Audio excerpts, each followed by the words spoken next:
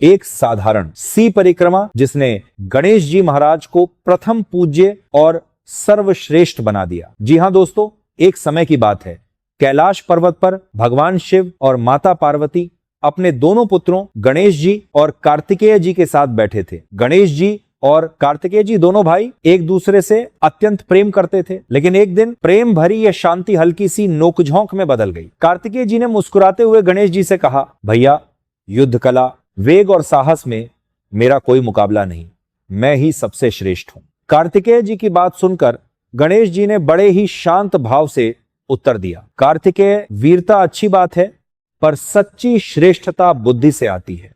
बस फिर क्या था, छोटी सी बात बहस में बदल गई। दोनों बहस करते करते मां पार्वती के पास पहुंचे और कहने लगे, मैं बुद्धिमान हूं, मैं सर्वश्रेष्ठ हूं। इनकी नोकझोंक देखकर मां पार्वती ने मुस्कुराकर कहा, तुम दोनों ही हमारे लिए समान हो, लेकिन अब दोनों का निर्णय तो होना ही था। तभी भगवान शिव ने आंखें बंद की, कुछ क्षण ध्यान किया और फिर बोले, ठीक है, आज आप दोनों की बुद्धि की परीक्षा होगी। दोनों भाई उत्सुक हो गए। शिव जी बोले, जो पहले पूरे ब्रह्मांड का चक्कर लगाकर वापस आएगा वही सबसे बुद्धिमान कहलाएगा। बस इतना सुनना था कि कार्तिकेय तुरंत उठ खड़े हुए और बोले, मेरे लिए यह कोई बड़ी बात नहीं। वे अपने तेज मोर पर सवार हुए और पलक झपकते ही आकाश चीरते हुए निकल पड़े। उनका मोर बिजली की तरह उड़ रहा था। पहाड़, नदियां, ग्रह, नक्षत्र सब पीछे छूटते जा रहे थे। इधर गणेश जी शांत बैठे थे। उनका छोटा सा वाहन मूषक धीरे धीरे उनकी ओर देख रहा था, जैसे पूछ रहा हो, अब क्या करें।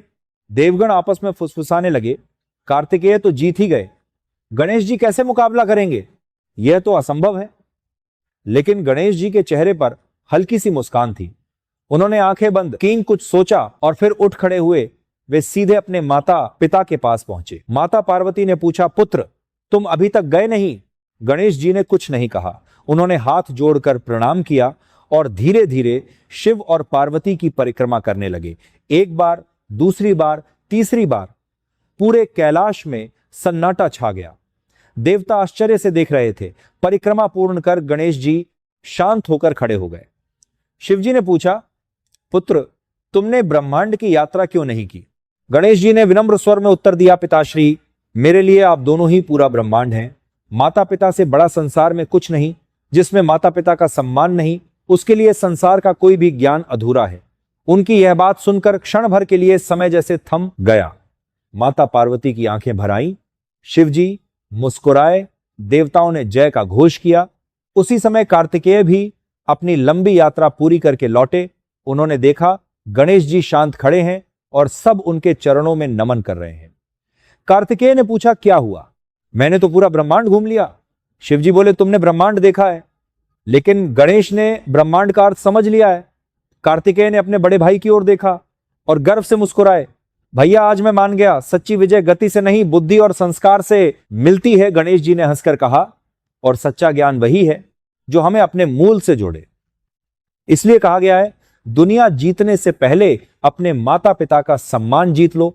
वहीं से शुरू होता है सच्चा ज्ञान, वहीं बसता है पूरा ब्रह्मांड। अगर आप भी गणेश जी की इस सीख को मानते हैं तो वीडियो को लाइक करें, शेयर करें और ऐसे ही ज्ञानवर्धक प्रसंगों के लिए चैनल को सब्सक्राइब जरूर करें।